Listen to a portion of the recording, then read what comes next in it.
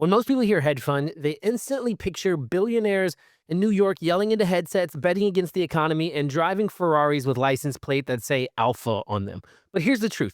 A hedge fund isn't a secret Wall Street club, it's a structure, a legal and operational vehicle that lets you pull investor capital and apply a repeatable strategy to grow it. That's it. And in 2026, hedge funds aren't just the stock traders anymore. They're showing up in real estate, private credit, crypto, and AI driven quant strategies by regular people. So today, I'm breaking down exactly how to build and start one step by step using my design, build, raise, launch framework. So I'm Devin Robinson. What's up, guys? I help fund managers and entrepreneurs build, launch, and scale investment funds that raise capital legally and efficiently without all the Wall Street fluff. So if you've ever wondered what it actually takes to build a hedge fund, not the fantasy, but the real structure, stick around because by the end of the video, you'll understand exactly how the top fund managers position themselves in 2026 and beyond to do just that. Now, people may ask, why investment funds? But this is exactly why. This is why I love this. Did you know that 15% of all billionaires in the world are fund managers? That is the highest percentage of any industry. And if you're doing a real estate fund or a private equity fund or a VC fund investing into deep tech, things like that, then you'll have a better chance of expanding that and increasing your odds. But being a fund manager is the most lucrative business in America, period, and in the world. And I live in Charlotte, North Carolina, and a guy named David Tepper. If you live in Charlotte, you know who David Tepper is. David Tepper in 2018 bought the Carolina Panthers and Charlotte FC, which you may not like at all that he did so, but he bought it for $2.8 billion. David Tepper's take home last year, take home, not his net worth, take home was $3.2 billion. For what he made in 1 year, took home, he could buy the Carolina Panthers and Charlotte FC. Very similar. Ken Griffin, who runs Citadel, his take home was $4 billion. He took home $1 billion with a B a quarter. And I'm going to show you exactly how and walk you through my formula that shows how these people are doing this. So what we're going to do today is we are going to walk through our design, build, raise, and launch formula. This is a formula that I think is very, very important to follow because it can save you a lot of time and money. And where a lot of people fail is I see people, they don't start with the design. They skip this. They go straight to trying to raise money or straight to trying to do their legal documents and spend a ton of unnecessary money. In this phase, you want to design your strategy. What does your fund actually do? A hedge fund isn't a business, it's a strategy in a box. You might be trading equities, you might have a crypto hedge fund, you might have a Bitcoin treasury, and you're basically also answering the question, well, how will this fund make money even if the market changes? If you only make money when things go up, that's not a hedge fund. That's a mutual fund in a hoodie. Like, identify your market edge. Why will this work? Do you have access to data that other people don't? Are you exploiting inefficiencies in a niche like distressed real estate or private lending? Or do you have some sort of algorithm that trades? Are you combining technology with traditional finance like a quant model or blockchain transparency? Your edge isn't hype, it's how you generate consistent alpha. And what alpha is, because you may be asking, alpha is the difference between what the market is giving, right? So 8%. And what you're generating. So, but that's your 15%. So you're generating 7% in alpha. And also in your thesis, you want to talk about who is this fund for? Is it for family offices, right? Is it for institutions? Is it for retail investors? Different investors care about different things. Family offices want steady risk-adjusted returns. High net worth individuals want yield and exclusivity. Institutional money cares about governance and compliance. Your design determines who you attract. Don't build a Lamborghini fund for an investor who drives minivans like me and my family. You also want to clarify your risk profile. What is the risk in here? Every strategy has a volatility curve. Plot yours, literally put it out there. Ask, how much downside can this fund stomach before it kind of bleeds out? How do you hedge risk? What's the expected annualized return? All of that stuff. If your fund promises 30% with no risk, congratulations, you just invented a Ponzi scheme. You want to make sure that the risk is very clear, but also what is the return on that risk? Because that's really important. People want to know that. You also want to talk about who's on your team. This is an important part of it because there are three main people when it comes to a fund. You're going to have the capital raiser. The capital raiser is somebody who raises capital. That's exactly what it sounds like. They raise capital for your fund, and that is their full-time job. And these three people are extremely important. You've got your fund manager who's going to manage a lot of the compliance. He's going to manage the accounting, the investor relationships. That stuff is important because it needs to happen. Then you've got the capital raiser. And this is important too, because a lot of people will say, well, what if I just have somebody that's outside raising capital for me? You can't do that. That is illegal. You have to have somebody, if they're outside, they either have to have a Series 7, Series 65 license, or a Series 66 investment advisor licenses, or they are also broker, right? Like broker license, because you are brokering capital raising. So if somebody does not have this, if you are raising capital for another fund and you're getting paid a commission for it, if you do not have one of these licenses, you are violating SEC laws. Very, very important. Another part of this is the operator. Who is the person that's actually making this stuff happen? This is really important. This could be the person who's trading, right? If you're a hedge fund that's trading, who's trading? Who has the strategy? Who is the quality control on this and making sure things are happening? Now, mass money, if mass money is moving in your hedge fund, then it's probably a lot of you guys working together on this, but who is the person that's helping you with this? We can also go into like what's your mission and things like that, but we don't need to necessarily do that right now. The next part is build. The build phase is where your structure and compliance come in. Here's what it takes to actually construct a hedge fund that can legally operate and earn investor trust. One, you want to have what type of entity this is. Is this going to be a syndication? Most likely, if it's a hedge fund, it is not going to be a syndication. It is going to fall under the fund banner, where you are pulling money together and deploying that capital into multiple things. You also are going to have a structure like a GP LP structure. So let's go ahead and go down to that real quick so you can kind of see exactly what that is. You are going to have general partners right here. GP is going to be the management company. That's going to be you and your partners. And then you have the limited partnership. This is actually the fund. Investor are your LPs, your limited partners. There are people whose investment is limited by the amount of money that they put into the fund. And that is a limited liability that they get on this. So then the money, what ends up happening is investors, they invest their money into the fund, right? Boom, invest that money into the fund. That fund then invests into deals, right? So that either is going to invest into an operating LLC that then operates, or it's going to invest into whatever the strategy is. Once it actually makes money, that profit then goes back up into the fund, and then it's distributed to the LPs and the GPs, distributed to the GPs and the LPs, either in accordance to the structure that you create. So we'll talk about that. A typical hedge fund model is what's called a 2 and 20 model. A 2 and 20 model, that is how the profits of the fund get distributed.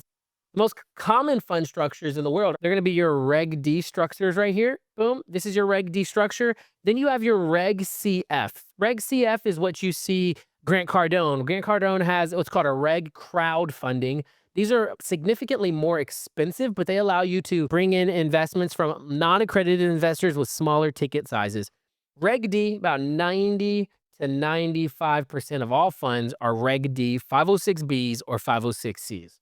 Now, this is really important because now we're going to talk about the accreditation process, because you hear, I have a fund and I have accredited investors, non-accredited investors. What the heck does that even mean? An accredited investor is what I call the 1, 2, 3s of your accreditation. So 1 is a $1 million net worth outside of your primary residence, or 2, you have made $200,000 for the past 2 years or for the foreseeable future, or 3, you and your spouse jointly make $300,000 a year for the past 2 years or for the foreseeable future. If you are any of these 3 things, then you are an accredited investor, or they are accredited investors. A lot of times these people will actually get accreditation letters from their CPAs or an attorney that validate their accreditation. And you have to have that if you're going to launch what's called a 506C. So Reg D is just an exemption filing, and Reg D has two parts to it: 506B and 506C. A 506B, as I like to call it, I call it my Let's Be Friends. This is mostly the friends and family fund. This allows you to have 35 of these non-accredited people, which is a lot of Americans and a lot of people. And so this allows you to have your friends and your family that wouldn't normally have the opportunity to invest into a fund like this. And then you have 506Cs, which only allow accredited investors. Only caveat to this, 506Bs, you cannot publicly market your fund. It is straight up word of mouth. You cannot talk about it. You can't talk about it to people you don't have what's called a pre-existing relationship. And I'll probably make a video on what the heck pre-existing relationships mean, because there's a lot of gray space and it's a big gray area there. It means that you cannot go out and talk about your fund on Instagram and talk about how much you guys are making and a lot of the deals that you guys are doing directed to the fund. You can't talk about that. But in the 506B, you can. You can talk about it all you want, but you are not allowed any non-accredited investors. Everybody that comes through here has to be accredited. And the SEC did this to protect little old grandma from seeing a Facebook ad about a fund that she should put all of her retirement money into and then lose it all. And then she's left with nothing. The SEC at least says, hey, these accredited people can risk losing money and be okay. Now, let's go to your waterfall structure, because we're going to talk about the typical 2 and 20 model. Now, just really quickly, you can have debt funds and you could have equity funds. Debt funds are when you're borrowing money at just a straight preferred return. So straight 8% pref. Equity is more like the 2 and 20 model, where you're saying, hey, I'm going to give you a pref, like that 8% pref, but I'm also going to give you 80% of the profits, and I'm going to take 20% of the profits. Now, you might go, wow, that's expensive money. Why would I do that? Well, because you literally are using other people's money that you wouldn't normally have, and it scales proportionately. For instance, let's say you have a $10 million hedge fund, which this is not a very large hedge fund at all. And for instance, you've got massive hedge funds like Citadel, right? Citadel, which is Ken Griffin, who is holding $340 billion as of 2 years ago. So right now, I think that number is closer to $400 billion. Bridgewater, which is Ray Dalio's fund, $200 billion. So these people are holding massive amount of money in their hedge fund. So a $10 million fund is not big at all. Let's say you have a fund. And typically how it's going to be structured is you have either a management fee or you have a catch-up. A management fee is going to happen on the front end. So let's imagine this, right? We've got this fund, the water. So these are the profits, right? Profits go into the cup here and start filling up the cup. And as you fill up the cup, it hits your different waterfall structures, or what's called hurdles. And so once that happens, if you are a fund that has a 2% management fee, when investors invest the money into your fund, you take your management fee. The management fee covers salaries, overhead, compliance, and fund operations. This is not a commission that you're getting on raising capital, because that comes close to needing one of those licenses. This is a management fee that you take. So let's just say a $10 million fund, you collect $10 million, 2% of that is $200,000 right off the top for you guys to run the business. Now let's add another zero to that, right? Let's say it's a $100 million fund. Now you're collecting $2 million a year, right? Like imagine now imagine we're at a $2 billion fund. Now we're collecting $20 to $200 million a year just in management fees alone. And that's not even where you make your money. What happens is what's called carried interest. So in this, a typical waterfall structure, you go 2% management fee or catch up. If you are a younger fund, you most likely will do a catch up that shows, hey, you get your preferred return, which is like your 8% before I get my 2%, to show that I can do this for you. Investors like that because they feel like they're going to get paid before you do. So that's a preferred return to the LPs is 8%. The remaining distributed profit. So let's say the fund makes $4 million in profits. So they did pretty well. They invested $10 million, got $4 million in profits. So now we're looking at $14 million. Cha-ching. So $200,000 have already been given to fees. So now we're left with $13.8 million of if they're making 8% on their $10 million, that's another 800,000 that we're left with, right? So now we're at $13 million. Even $3 million of that now becomes profit.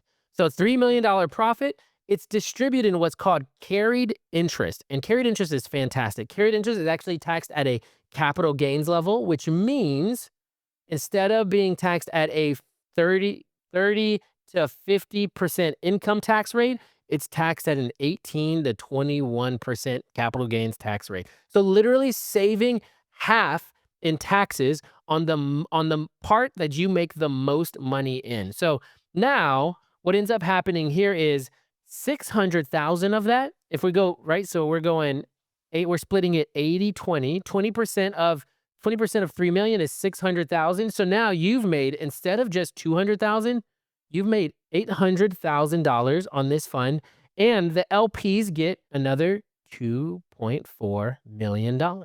So here's how it works out in total. Your 200K plus your 600K in management fees equals 800,000 that you have made on this fund. Your LPs are making $3.36 million. So that's a 33% return on their money. They're happy because investment was 10 million. They got back 13 million spread across all of your investors. So they each made about 33% on it, which is great. You made $800,000 for not putting any of your own money and getting 4 million of profit on a $10 million fund. So this is why it really works, because then it scales up. If you're doing that with 100 million, if you're doing that with a billion, then those numbers just add a zero to it. So it's really the most lucrative business that you can do. Now, there's also things that you need to understand. There's fund infrastructure that goes into this. A fund administrator to calculate the NAV, which is your net asset value, and handle investor reporting. A custodian or a prime broker to safeguard your assets. An auditor for annual financial statements. That's going to be important. A compliance consultant to monitor filings and communication rules. And you can't manage serious money from a Gmail account and QuickBooks spreadsheets. Investors expect real infrastructure. So you have to have that stuff. Now, as we get to the raise part, this is where you get to raise capital. Now you want to get soft commitments into going, hey, who actually likes my thesis and our structure and how we pay people. So a hedge fund is trust-based. You're not selling deals like a syndicator one at a time. You're selling your ability to execute a repeatable, disciplined strategy. So you start with your track record. No one's wiring you millions on a promise if you're new to this. You can build credibility by running a model portfolio or a small pilot fund, using third-party performance tracking, publishing a research letter, or like what you've been able to find. Investors fund proof, not potential. So you really need to know exactly what you want to tell them. And you want to define the investor narrative. You're not raising money, you're recruiting people that believe in you. You want to tell them like, hey, we're protecting high net worth families from inflation by allocating to real productive assets. Or we use Bitcoin as a corporate treasury hedge for modern portfolios. We generate yield through private credit and collateralized real estate loans. Your investor pitch should connect emotionally and logically. The brain says safe. The heart says like, this feels smart. This feels like I know exactly what we're getting ourselves into. And so you want to make sure you guys are also choosing the right pathway. And then we want to launch. You want to launch to make sure that you have all of your legal documents in line, your PPM, which is your private placement memorandum, your operating agreements, your subscription agreements. These things are really, really important because let's be clear, launch doesn't mean a LinkedIn post that says, hey, we're live. Launch means operational, capitalized, and compliant. You guys want to have anchor investors. Every successful fund starts with one or two key believers that might be a family office who loves your strategy, a previous business partner, or your own capital to prove you've got skin in the game. Anchor investors give you credibility. They're the social proof others LPs are looking for. You also want to make sure you guys are filing properly. Now, we also will do this for you at Fund Founders, but we will make sure that we do your docs for you and file your Form D with the SEC, blue sky filings for each state where your investors live, and ensure your custodian and administrator agreements are active. The cleaner your compliance, the faster you can scale, and then execute quietly and scale loudly. Start small. Prove you've got performance. Send consistent reporting. Show stability. Don't be too flashy. Once you hit 12, 18 months of solid returns, then you can scale with marketing and investor referrals because results speak louder than your pitch decks will. The fund that thrives in 2026 has a blueprint to it. It's disciplined, it's got transparency, and it screams legitimacy. So make sure that you guys are designing, setting up legal, operational, compliance systems that scream legitimacy. Let's make sure you guys are designing it, craft a strategy that solves a real investor problem, educate and nurture trust before money moves, start small, execute lean, and let results compound. The hedge fund that thrives in this cycle won't be the one that has the fanciest logos. They'll be the ones with discipline, transparency, and structure. And if you're ready to build one and you want systems, templates, legal structure, a software that helps you to scale this and keep track of everything, go to wearefundfounders.com/apply, and we'd be love to help you to be able to launch and scale your fund. And go to Fundflow OS if you are looking for the exact software you need in order to launch and scale your fund. So I appreciate you guys for being here. I'm thankful for your time and excited to see what the future has in store for you and what you guys are going to do to launch your funds heading into 2026 and scaling with intention. So as I always like to say, to great success and greater impact. Peace.